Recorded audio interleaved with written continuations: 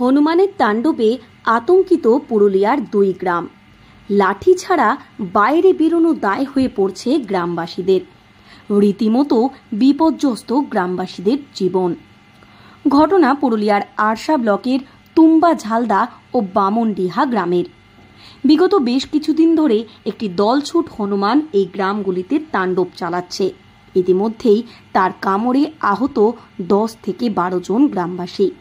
তাদের মধ্যে 4 জন গুরুতর আহত হয়ে আরশা গ্রামীণ হাসপাতালে চিকিৎসাধীন ছিলেন।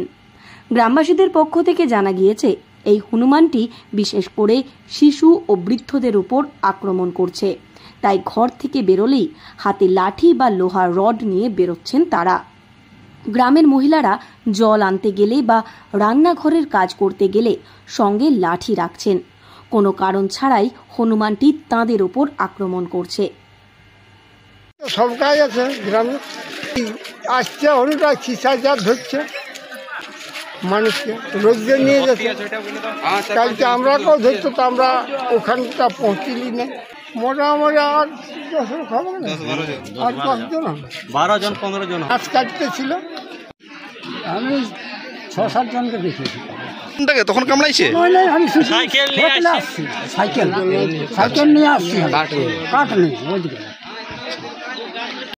ঘটনাস্থলে আরশা বন বিভাগের কর্মীরা খাঁচা ও জাল বসিয়ে হনুমানটিকে ধরার চেষ্টা করলেও এখনো পর্যন্ত সফল হয়নি।